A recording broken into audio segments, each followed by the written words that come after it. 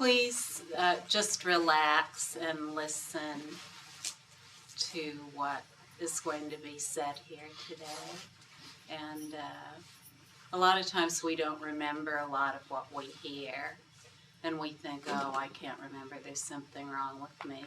But actually this is a natural protection and natural functioning, because so much of what we hear doesn't have anything to do with what's really true. So we just filter things out and only gather in the information that we absolutely need to go on. But we're all perfectly capable of absolute retention of everything we hear, remembering everything we hear, and also being able to restate it. This is our natural state. Our natural state is that we're all knowing. So with that said, just relax completely, and you can listen here. You can listen here, it's okay. You don't have to defend yourself in any way or protect against what's being said, even though it may be new to you. So the first thing that I want to say following that is that every moment is identical and complete in itself. Every single moment is identical and complete in itself. Every moment is identical and complete in itself. Any idea that there's something different going on is something that has been learned. Or another way we could state that is that it is misinformation. Anything that says that moments aren't identical and complete is misinformation. And for us in a practical way as human beings, in terms of our thinking, what that means is that we learn to take our thinking, whatever it is, as incomplete and not identical to any other thoughts we're having. So whatever appears in the mind from moment to moment, we compare it to some prior moment in time, and then we look to the future, projecting it out into that future and how it's going to compare to that. So what we learn is to not see things as identical and complete from moment to moment. The only way we see everything as unified, identical, and complete from moment to moment is to simply enjoy complete perceptual openness in all experience. When we learn that things aren't complete and identical, we learn to focus in on what's occurring and either accept it or reject it. We describe it in one way, and based on our description, we accept and reject what we see, or what we hear, or what we sense in any other way. Complete perceptual openness is just to relax the perception into wide open spaciousness. It's wide open, all-knowing, seeing, with no need to ever close in on anything in order to make sense of what's happening. No need to close in on any thought to make sense of what's happening. The appearance of thought, the appearance of anything is not, it can't be separated from that complete openness. But the thought itself and its label and its description have absolutely no information that's worthwhile. So all of the words that appear in the dictionary and all of the definitions of them have absolutely no information that is worthwhile to our well-being. All the words in the dictionary, no matter what they are, point to a specific definition of something as existing in its own right, as something fixed, stable, and solid that can be depended upon in some way to describe a world and to describe meaning and significance about what appears. When we just completely relax our seeing without any need to focus on all of these descriptions that we've learned, then we find something that's already present in ourselves, but maybe it's something we have never noticed or recognized. So we're not finding anything new. We're just finding our natural seeing. We're discovering our natural, wide open seeing and way of looking and sensing and experiencing a world. We're discovering, we're finding our natural state. But it isn't a destination we've gotten to. It's always been present throughout our entire life, from the very beginning of our life, even before our conception. This wide open seeing is always naturally present. When we completely relax our perception from this pinpointed focus, we see everything as it is. You know, we can see in all directions at once. It's just like I don't have to look behind me to see back there, because there isn't any back or front in seeing. And relaxed openness, just the relaxed, spacious openness of what's immediately present and complete in itself. There's no need to enter into any other noise field about that. You know, there's no need to enter into any other resonance or informational field about that. The entire space of information is wide open and free.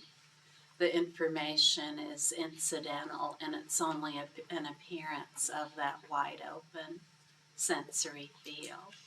So most of us learn to fix our always already perceptual openness on whatever's appearing and focus on that. And when we do, we immediately disconnect from this openness in terms of our own experience. We completely disconnect from it. We go in to an individuated existence. We collapse into the idea of a self that isn't wide open. And we collapse into the idea of a self that relies on its own thinking and emotions to describe what's going on.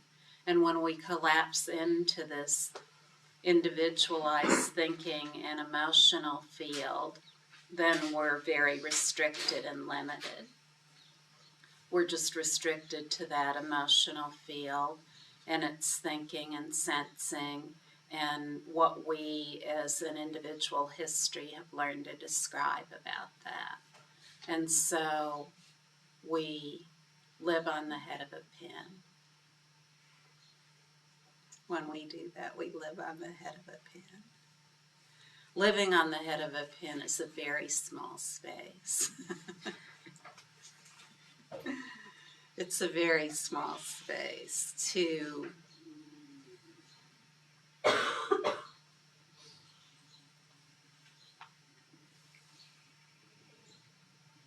Could we make space for somewhere? Thank you.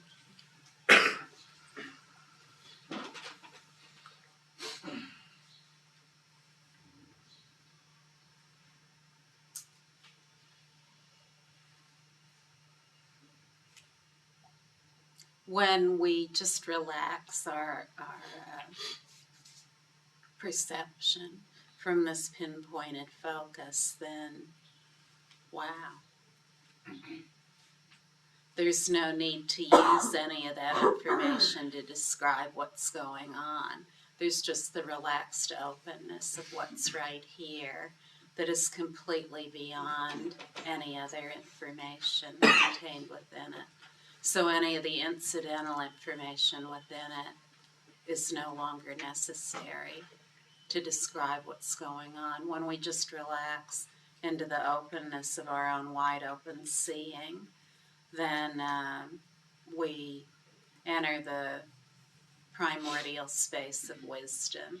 we enter the fundamental space of wisdom. We enter the fundamental space of all-knowingness that doesn't need to rely on any of the way that things are conventionally described, whether they're by those descriptions are made up by others or us. So you see, we don't need to rely on anything. There's just complete perceptual openness in the immediacy of all experience. And in that is an inherent and immediate benefit for others and us. Nothing else is required. And our well-being is guaranteed. Our complete well-being is guaranteed. Not only our complete individual well-being is guaranteed, but the complete well-being of everyone is guaranteed.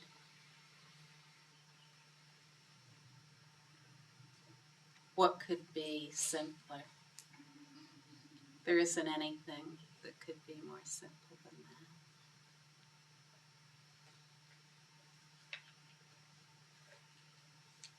All the contrived notions of needing to describe a world and its beings in myriad ways they're simply conventions.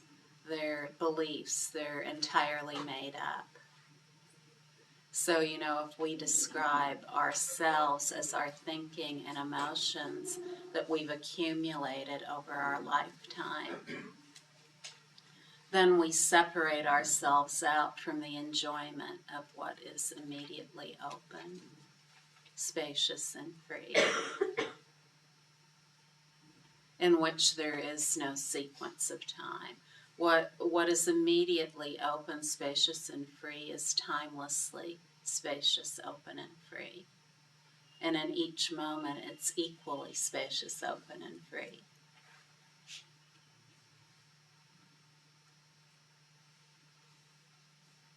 It doesn't need any pieces of the puzzle to understand the entire puzzle.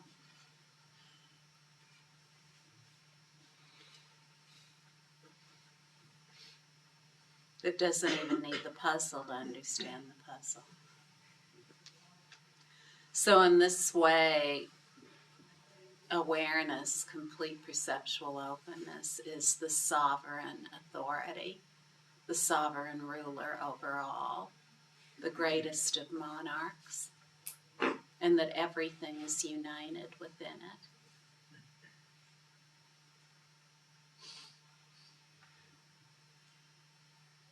Not only is everything united within it, everything within it is it. So there's never been any kind of separation of any kind.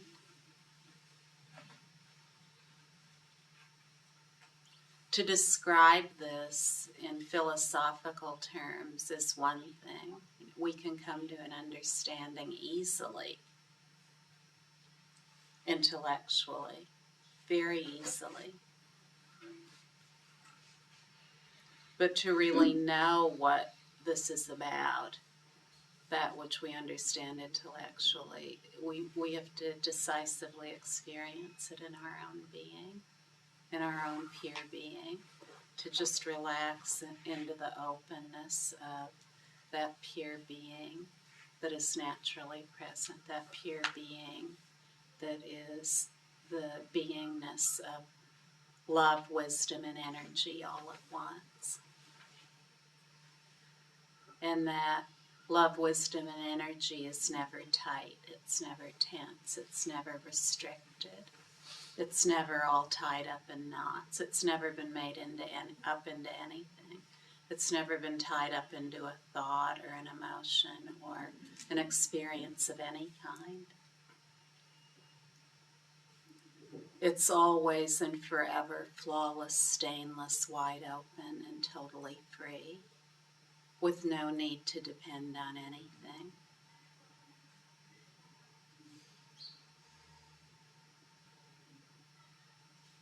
To say that it depends on something would make it incomplete. So whatever thought we have, whatever emotion we have, whatever experience we're having right here is completely open and free. The descriptions of it are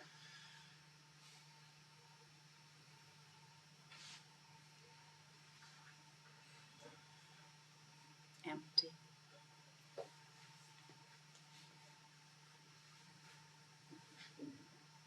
How are they empty? They're empty in that all descriptions, no matter what they are equal.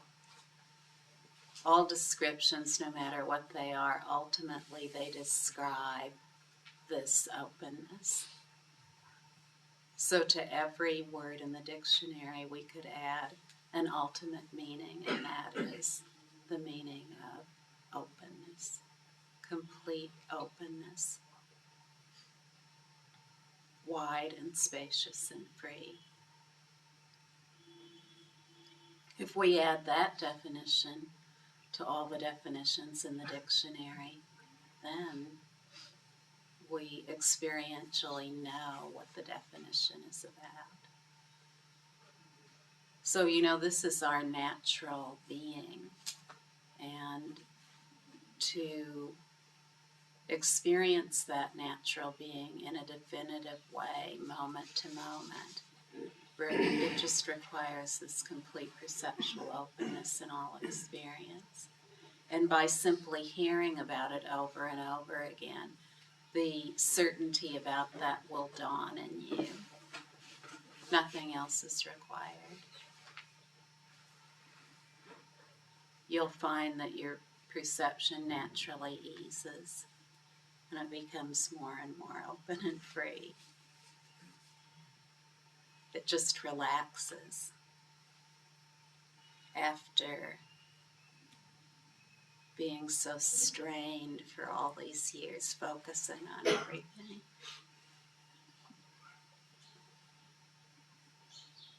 And if you want to do anything at all, just relax completely.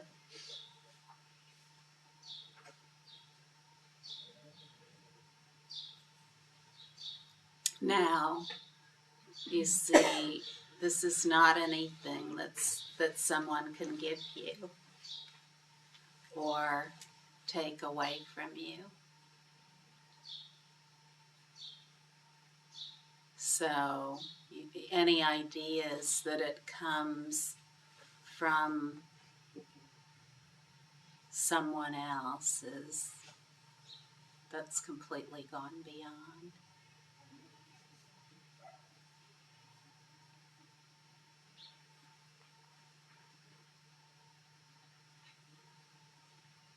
Such as anyone telling you that the nature of your being will come about through their grace.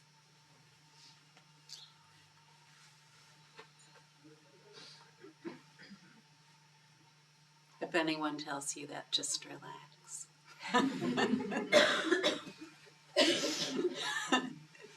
The wondrous display is just whatever it is. There are all kinds of things going on, right? We've heard it all. Everyone in this room has been around for at least a couple decades. So for at least a couple decades, we've heard it all. But some of us have heard it all for a lot longer than that. So we may have heard more of it all.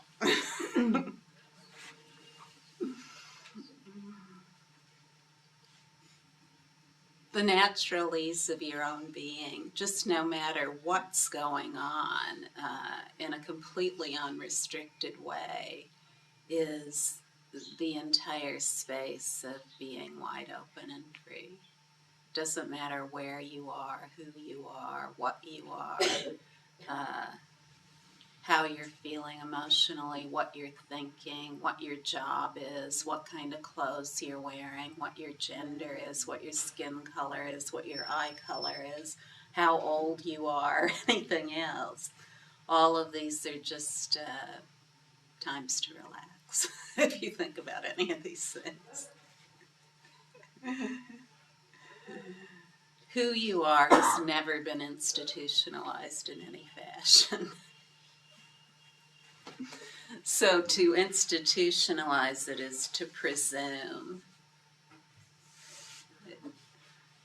Who we are cannot be institutionalized in any way. It's never been made into anything. And it's not some cut-off state like an arrogance that's cut off from everything. It's complete openness in all experience. Openness that is so super complete in itself and so identical to every other moment that it is, every moment is a moment of just that, and total love and total splendor with no possibility whatsoever of being connected or disconnected from anyone or anything. Just so mutually interpenetrating, the total immersion and absorption of complete connectivity.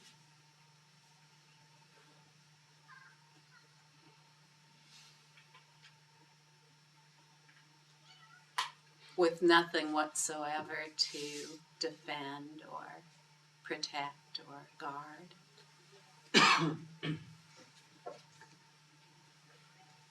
No need to even defend or protect or guard something as seemingly as important as our own life. Because there's complete, super complete knowledge that what we are does not depend on a life. It doesn't depend on anything.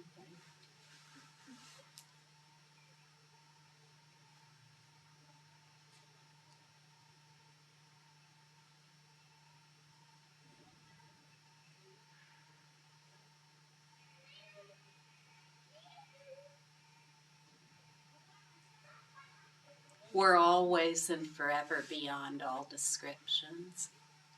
Anything we can describe about our body or mind, we're forever beyond that, without any escape. There's no escape hatch anywhere. There's no rabbit hole into another existence. Everything is already naturally present right here. So anything we describe about ourselves, all these things we've learned about our biology, our psychology, whatever it might be, we're always beyond that. Those descriptions always change. In every era of humankind, all those descriptions about the body and mind change. There's one way of describing the body and mind 100 years ago, another now, and 100 years from now there'll be something completely different. And what there'll be 100 years from now is based a lot more on what I'm saying here than what's gone on the last 100 years or even before that. Anything that we describe about our own body and mind is nothing. It has nothing to say about what we really are. And what we really are doesn't depend on anything we say about our body and mind.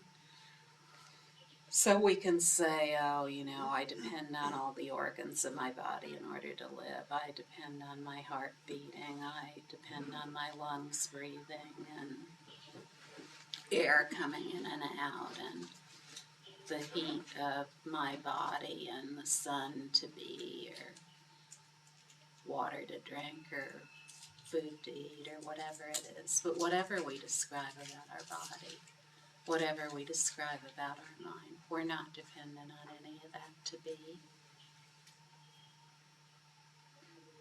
And when we enjoy complete perceptual openness in the immediacy of every moment, then we come to decisively experience that in a way that is unarguable. In other words, no one can argue with us about it.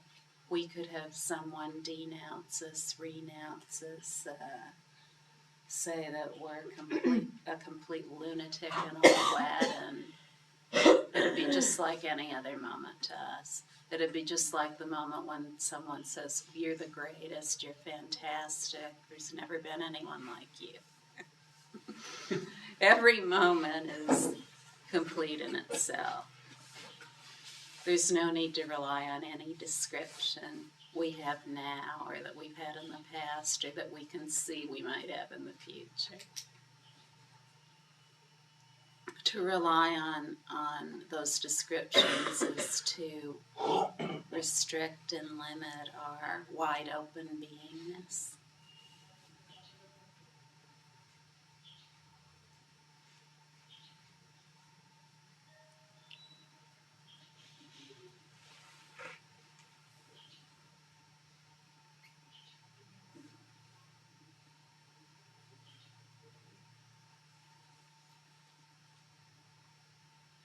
Does anyone have a question they'd like to ask?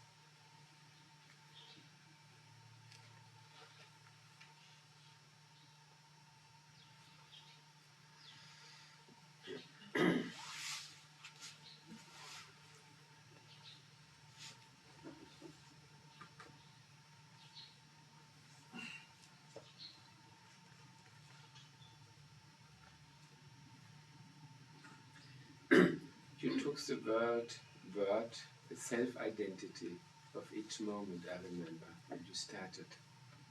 What does this mean, self-identity? Because seemingly everything is a little bit changing in the time. Even Ganga is not in the self-identity from moment to moment, but looking different.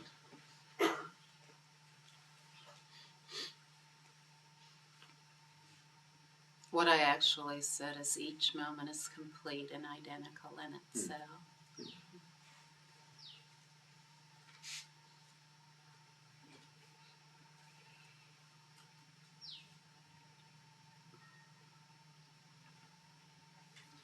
The difference is something that is learned.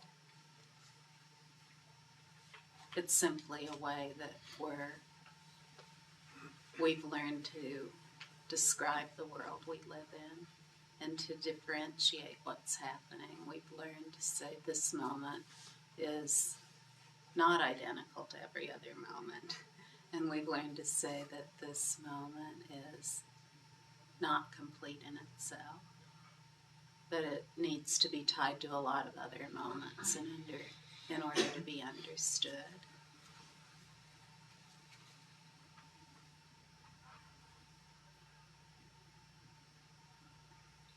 We learn to perceive things through the filter of difference.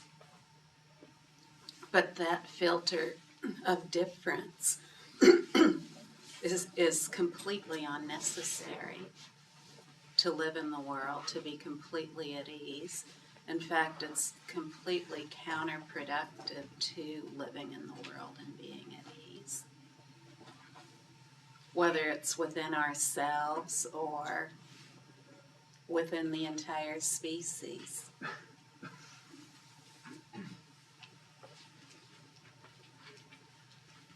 Now, this is the truth of all ages. There's nothing new in what's being said here. This is the epitome truth of all ages. So it's not something new. This is something that is self-sprung in every moment of awareness. It can never be turned off. It's never been turned off, and it never will be turned off. And the pure pleasure of it is that it's up to us to enjoy that or not. As human beings, we can either enjoy that or not.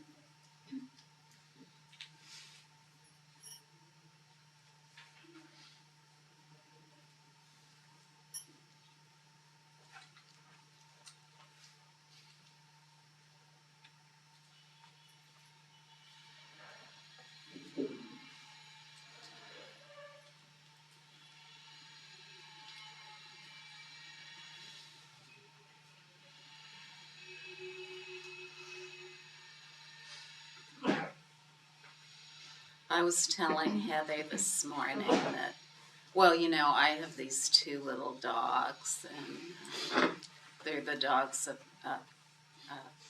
our family.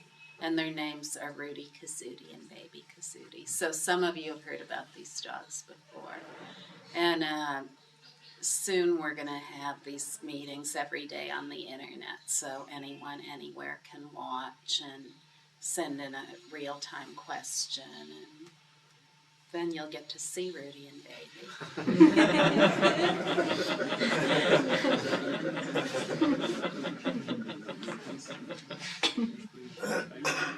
They're not immense dogs, the kind that would completely cover up the camera on the computers so that they block it out. They're about this big, you know, about 19 pounds. And they're black and white, and they're Boston Terriers. They have these little ears that stick straight up. Does anyone know what they look like, Boston Terriers? Oh, good. Okay. And they have little square heads and a very short tail. Now, I'm going to give you other descriptions of them. They are, well, first of all, each one has its own personality, so to speak. Rudy is the father of Baby, and Rudy is male and Baby is female. And Rudy is completely mellow. He is completely mellow. He is completely at ease everywhere he goes. No matter what happens, he is unruffled. He rarely barks, and he's just happy to be. You know, he spontaneously goes from here to there, never worried or concerned about anything. Baby is completely lively and fiery. So Baby came on the scene, and all she wanted to do was play. Well, Rudy never cared that much about playing. He's too mellow. But what does Rudy do when Baby appears on the scene 6 years ago? Rudy starts playing. Baby wants to play, Rudy starts playing. So he's just completely spontaneous, you know. Whatever's happening is happening. And he's had a mellow existence, being the only one, and so he's had no other dog energy in his space. And all of a sudden there's this dog energy in his space. And Baby is feisty, so if someone makes the wrong move, then she snaps. She never bites, but she just snaps. And everyone goes on alert. So, you know, she does the same thing with Rudy, her father. I mean, Rudy's had this mellow existence, but Baby snaps at Rudy. And Rudy he doesn't care at all. You know, he just goes on his mellow way. Either Baby's snapping or she's not. And so both of them have this beingness of absolute joy and love, unconditional love that is given and received. So not only do they give this unconditional love, but they can receive unconditional love.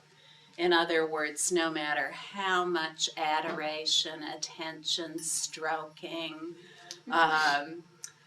care, love that's just oozed all over them, they don't care. You know, they're just completely open to it without making anything out of it. So, you know, what am I talking about? Well, as I told Heather this morning,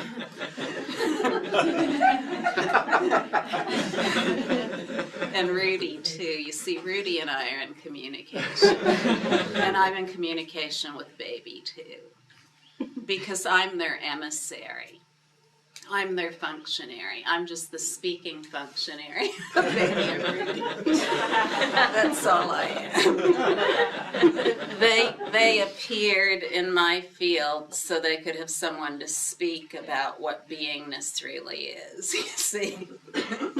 They've never taken themselves to be anything. They've never taken themselves to be a Boston Terrier. They've never even taken themselves to be a dog.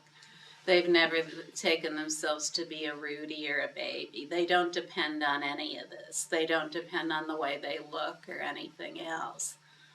And they don't depend on anything that's going on in the immediacy of every moment. Their enchanted spontaneity allows them to be completely wide open and free. They see every moment as complete and identical in and of itself. And this spontaneity guarantees their complete freedom. You see, they don't have thoughts like, oh, am I going to have food today? Or are they going to be able to pay for this place next month? Am I still going to be able to live here? No, they don't have any of these thoughts. Or, gee, I wish they'd upgrade my kibble that I'm eating. I know that they must not love me because they're giving me this kind of kibble. You see, none of these things occur.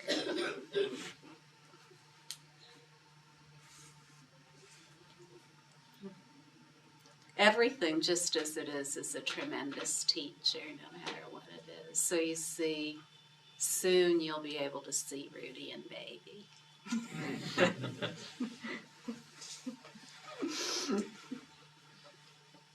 These great teachers of beingness.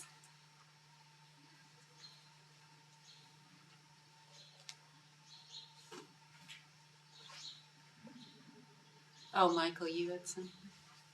Just, I know it's intellectual, but it is like there is a moment that is totally complete in itself. The only thing what changes are the perceptions in this moment. Is it like this? Pardon? The only thing what changed but not really change are the appearances in this moment. Mm-hmm. So the moment is always the same, always complete, always perfect. Only the appearances change. The appearances change, but all the appearances are identical at the same time. So no matter what the appearances are, they're always and forever identical and equal. All the descriptions we've learned that describe everything as different and not equal, those are just contrived descriptions of what's going on. They're fine just the way they are, but in order to really understand them, we need to know more than their limited definition. To only know their limited definition is to collapse into that definition.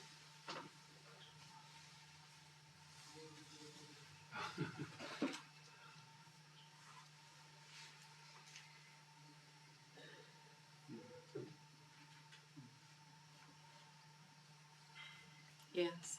Can you give us an example that every moment is identical and complete? I want you to give me an example. You understand what I'm saying? Okay, the moment you were born, that moment was complete and identical to this moment when you're sitting here right now at whatever age you are. That moment that you were born is complete and identical to this moment.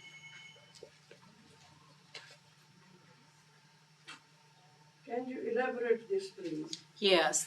If you look at the moment you were born and completely relax your perception about that, then there are no descriptions about it. You say, I was born. That's enough information. And just relax anything else about that. And then, just to say I was born, that is a description about something that happened at some point in time. At this point in time, there's another description. But all these descriptions, whether they're of the moment you were born or this moment, they're completely identical, and that they're always completely wide open. If you only know the definitions of all the different descriptions about the time you were born, and then the descriptions of this moment, then that's how you describe the world you live in. But you see, with each one of these descriptions, what we can say about each one of these descriptions is that the words contained in the description are words that are in the dictionary. I was born. I am now. So we could look up the definitions of all those words in the dictionary. However, what we saw in the dictionary would only describe those words in a very limited way. It would describe things as they've been described by the most people who would agree with those descriptions. However, with each one of those descriptions, no matter what they are, if we look in the dictionary, they don't have the ultimate meaning. So each one of those descriptions has not only its mundane meaning, the description of its appearance, whatever it is, but it has an ultimate meaning as well. And that ultimate meaning always absorbs the mundane meaning within it. So the mundane meaning is always subsumed in the ultimate meaning. And the ultimate meaning is that all the words are completely identical. You see, the ultimate meaning of every word is the same. Thank you. You understand? Yes. Mm-hmm.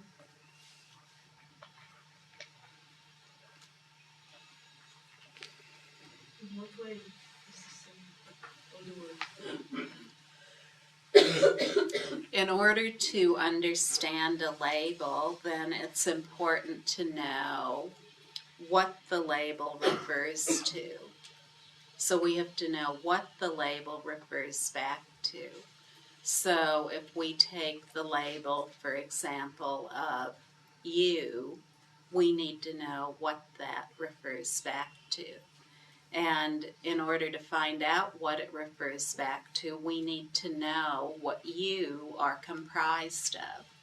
So, if you have an idea about yourself, that's the way you describe yourself. That's what you think you're comprised of. You think your individual identity is comprised of these descriptions of yourself. So when you think that your individual identity is comprised of these descriptions of yourself, then that's all you know about yourself. You may not know the ultimate meaning of yourself. And so to really look at what you're saying when you say my identity is comprised of all my thoughts and emotions and my history, my gender, the country that I'm from, all of these, my age, all of these other things, then that's a very limited notion of who you are and who you take yourself to be. In order to really understand who you are, it requires going beyond that. Going beyond that. You really need to understand a label, you need to understand the underlying nature to which it applies. So no matter what you say about yourself, in order to understand the underlying nature to which it applies, you have to see how you can break yourself down, in other words, deconstruct this idea of yourself in a way that gives it more spacious meaning. So to deconstruct this idea of yourself, then you have to say, if I am comprised of all of this, then where is this I located here? Exactly where does it dwell? This is how we come to understand that label, to really understand its true nature. And so we can say, well, where am I located here? Exactly where am I? Am I located in my hair? And you'd say, no. Am I located in my skin? No. This I is not located there. Is the I located in the brain?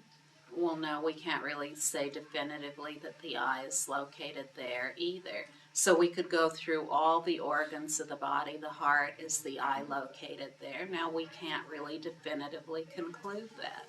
There's no way to definitively conclude that. Not only can we not definitively conclude that, no one has ever been able to definitively conclude the location of this I identity that is comprised of a personal history. Why not in the brain? Pardon? Why not in the brain? Pardon? Why not in the brain? Why not in the brain? Oh, okay. Yeah, I'm getting to that. Why not in the brain? All right. Then we take all of these things about the body. We look for the eye, and we can't find it anywhere. And so you think the identity might be in the brain. Is that what you're saying? Well, everything that we know about ourselves, we know only due to awareness. We would have no knowledge whatsoever of anything about us without awareness. So we're aware of the brain, we're aware of other parts of our body. That's what's constant. So we have this awareness of all the descriptions about our body. This is what we can really say about ourselves so far. So now, why not the brain? Okay, I'll tell you why not the brain.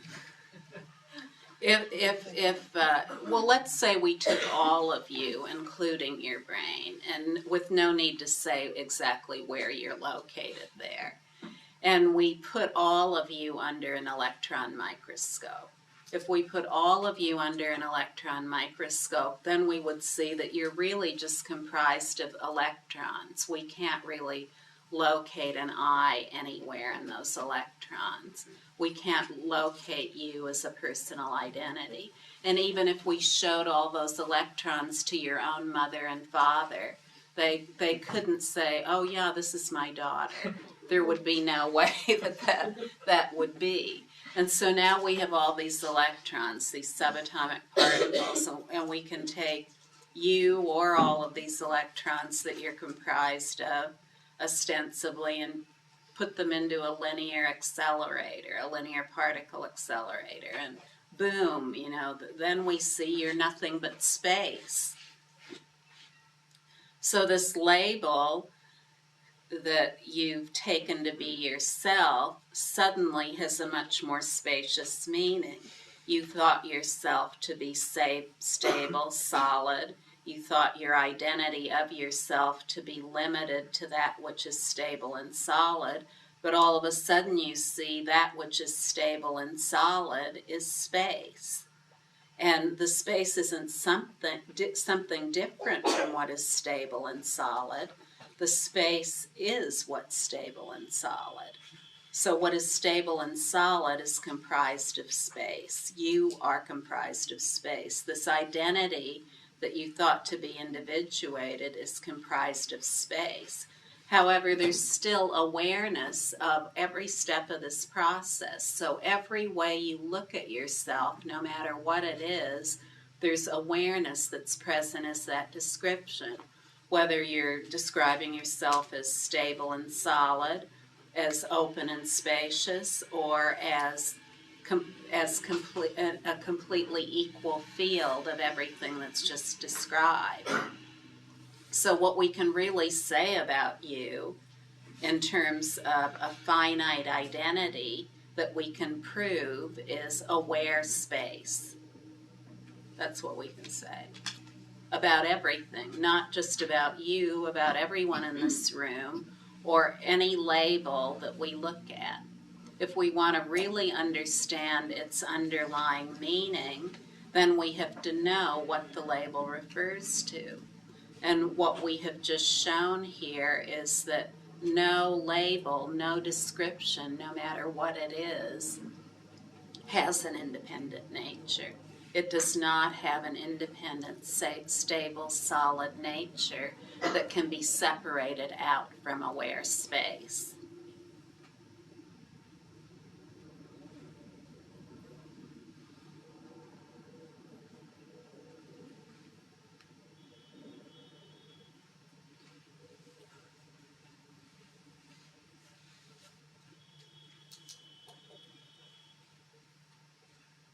Like this idea that you take this accelerator and only from space, I heard that that's like, people can tell me, I don't know, that you can go back to, you can fly with a spaceship to the stars and get back, you're 5 years old. It's nothing from experiences. Again, you can tell me that the scientists find out that when you put it in this accelerator, we all become a pink puddle. That's what they find. Okay, then I feel a pink puddle then, you know? It's something, you know, they say, it's nothing that I can relate to in my experience. You're right. Not so far, but I see people in this room who came in here totally puzzled and kind of confused by what's being said here, but now they understand it completely. So what happens? They come to realize in their own experience that this is true. So otherwise, it's just like a scientific theory, right? It's a scientific theory. That's all it is. But when you decisively experience that scientific theory, that's how you prove that it's true. To yourself. It's the only way. Until then, you'll be thinking about pink poodles and flying to the stars and becoming 5 years old. Who knows what's possible, but you can't know unless you decisively experience the underlying basis of everything. So you can't know anything about anything unless in your own experience, moment to moment, you have the decisive experience of everything as it is. Until then, you'll be imprisoned in your brain, thinking about everything.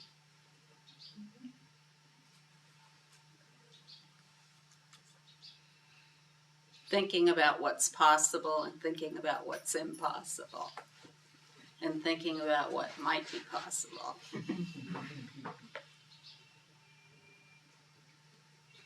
You're okay, though. I'll tell you that. You're okay. You may not get this right this moment, but you will get it. No, the part that we're only awareness is very clear. That this is stays and this doesn't get old and we are always coming and going. Everything is appearance, which is clear. But then when you say everything is the same or everything is space, then still I find it hard to understand. But okay, I'm here. That's right, you are. In this space. Exactly. And everything, no matter what it is, all these descriptions are absolutely equal. So the field of reality, the sheer field of enjoyment, is entirely equal. Everything is completely equal. The pink poodles and the trips to the stars and the brain and Israel and everything else. It's all equal.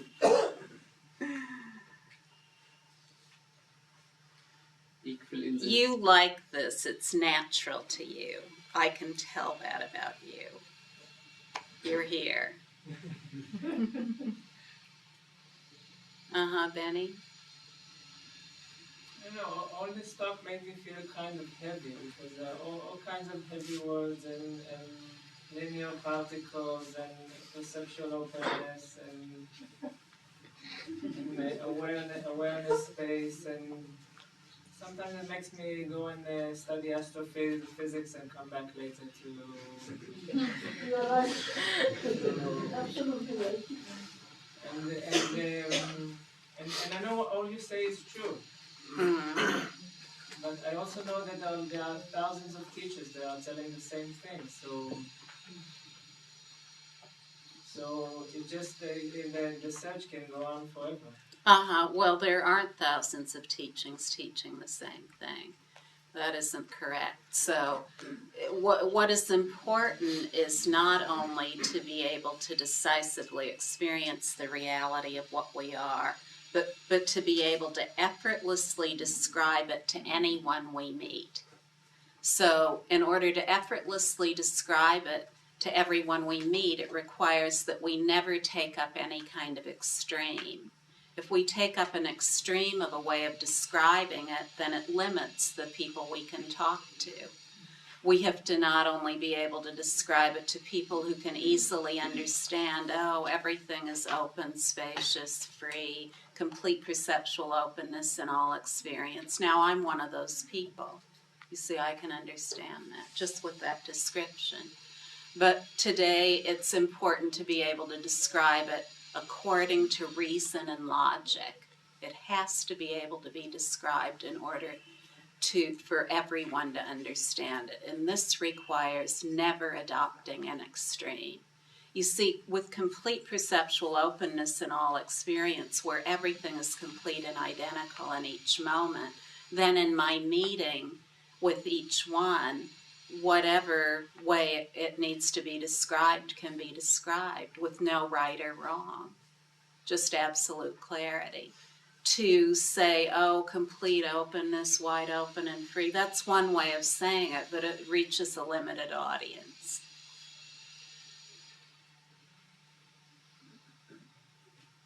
And so, you know, if you have your own special way of describing it, that's great. However, for me, it's really important to be able to communicate with everyone. I'd much rather be able to communicate with everyone rather than be wrapped up in my own experience. You know, I'll tell you something about completely wide open love. Completely wide open love never gets tied up anywhere. It never gets tied up anywhere. Not anywhere at all. Completely wide open love is completely wide open loving. You know, whatever is. Whatever is. It's super complete in itself. It doesn't have any fixed ideas about anything. One moment it can be a perfect description here. Another moment it can be a perfect description here. But for everyone in this room, we've learned to argue, defend, analyze, conceptualize, describe, set ourselves off from others. But the complete perceptual openness in each experience allows us to just take whatever we need and leave the rest behind. What could be easier than that?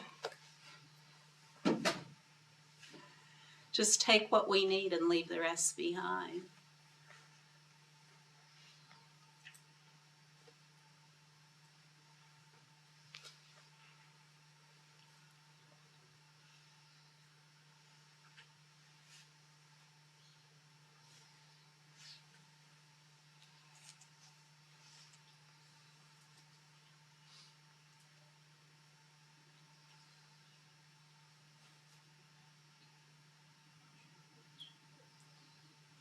I was just wondering what would be an extreme when you're talking about Extremes. extreme descriptions. What would that be?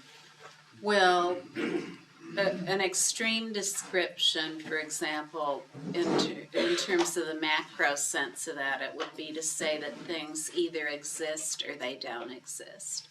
Now, these are the two prevalent extremes, to either say that things exist or that they don't exist.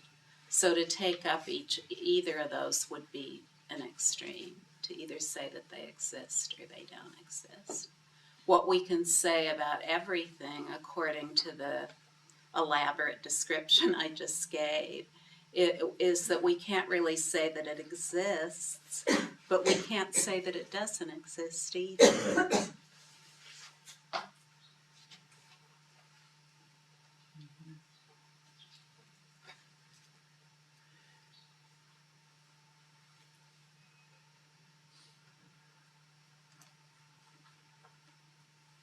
Now, the descriptions that are given, they're not descriptions that are needed as any kind of objective support. Do you see what I'm saying? We don't always have to say to ourselves, oh yes, I'm aware of pure space. I'm aware, or anything like that. It's just boom, what's right here, with no need to protect or defend in any way.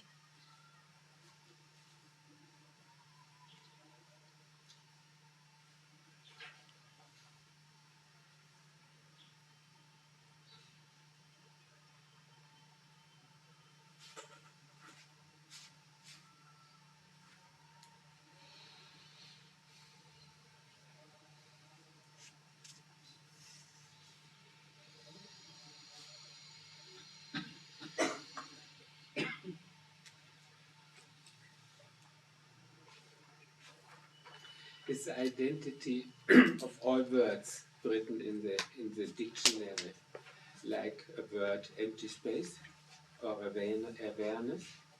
Pardon? The identity of all words in the dictionary. The definition. Yes. Would that be awareness or emptiness? Then I can understand a little bit. Well, you see, we can only understand intellectually to a degree. Any kind of intellectual understanding is absorbed always and forever in complete openness, which is the greater category, and that everything within it is comprised of it. So you see, who we are is completely beyond description. It's completely beyond labels. And so when we say it's beyond extremes, then we just say it's beyond this and that, whatever the descriptions might be. And this is the importance of relaxed perceptual openness in all experience. Relaxed perceptual openness in all experience is all knowingness. It's all knowingness, or what is traditionally described as omniscience. All knowingness, omniscience. Omniscience, all knowingness, is knowledge of everything all together, as well as everything particularly.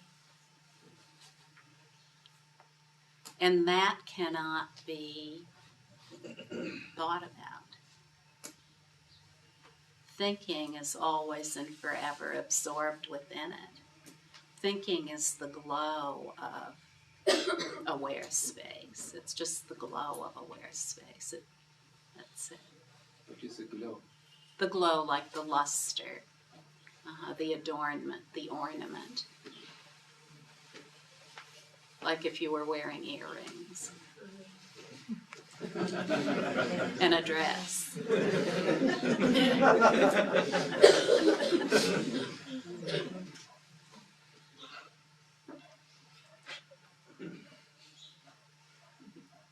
Which should be fine by me.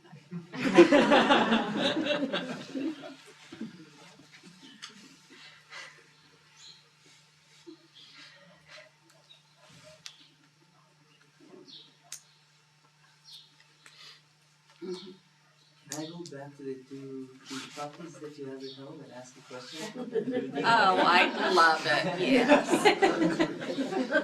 So, right now, Rudy is very mellow and baby, and they're really cute together, and all it's all good. And let's say, just hypothetical question, we take them, let's say, they're somehow being taken to a cave up in the Himalaya for a couple of days, and they're cold and they don't have any food. And then after 2 days, you come and you grab them and you take them back home. Do you think Rudy will be jumping on you and being so happy to be back, or will he still be as mellow up in the cave in the Himalaya? Oh, yeah, when he's in the cave, he'll just be happy to be there, looking around, wondering where he is. When I show up, he'll be happy that I'm there. Whatever it is what it is to him. Yeah. Yeah. But you see, their spontaneity isn't dependent on anything. It just isn't dependent on anything. And in this way, they are to be honored. I pay homage to these great beings. And to all beings everywhere. May we all be as spontaneous. May we all enjoy our own enchantment. May we easily understand our own enchantment. Now, you see, it's very easy for us to understand our own enchantment, but to do so requires that we relax. Relax away from our need to have so many opinions. You see, when we're born, all that is born are opinions. That's it. And if we live our whole life thinking we're all our opinions, Then when we die, all of a sudden we find out we weren't all those opinions. That's all that happens. So when we're living, we know we aren't all those opinions, that isn't what our identity is. Wow. That's what complete perceptual openness is.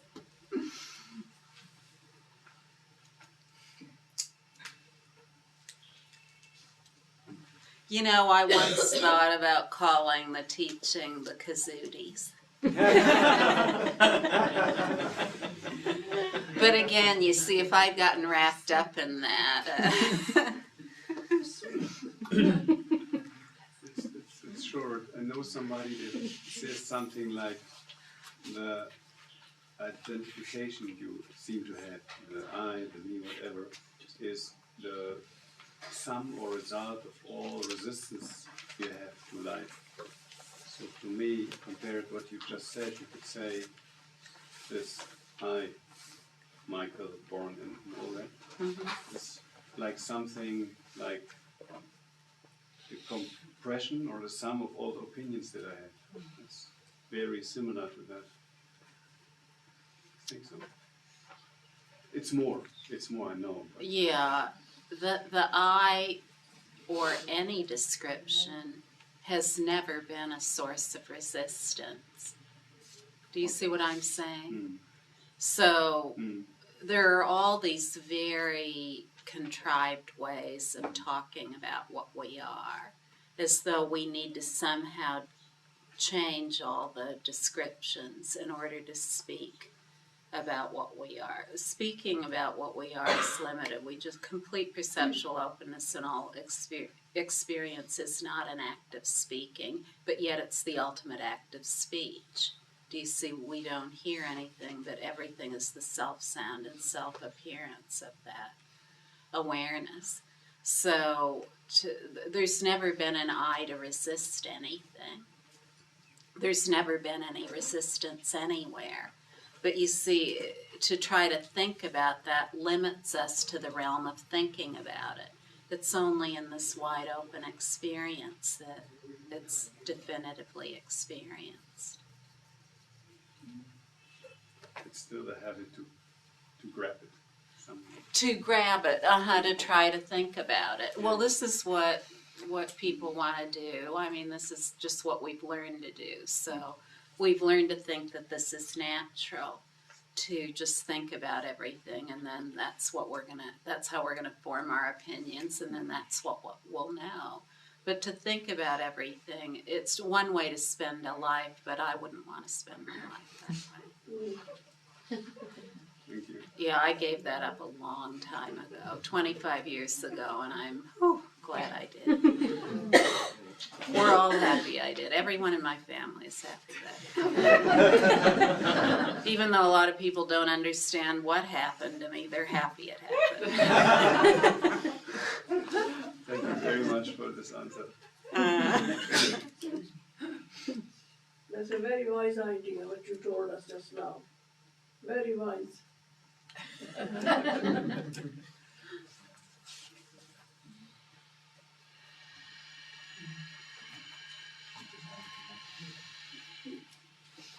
The only instruction that ever need be given is just relax. That's it. That's the difficult thing, isn't it? Not really. Not really. I see many, many people all over the world to whom it's very easy. But you have reached a very high status. Most of the people find it very difficult to relax. What about They you? say I'm relaxed, but they are tense inside. Uh-huh. The same goes for me. Uh-huh. I'm relaxed. My husband will say, relax. I say, I'm relaxed. He says, you don't. I said, I'm saying I'm relaxed, but actually I am not. Would you like to get to know me? I would. Good. Then when you say to your husband, I'm relaxed, you will be. That would be a miracle. You know what it's a miracle of? It's a miracle of your own being, that's all. I know that. Yeah. Well, we'll get to know each other, okay? Of course. All right, good. All right, that's enough for today.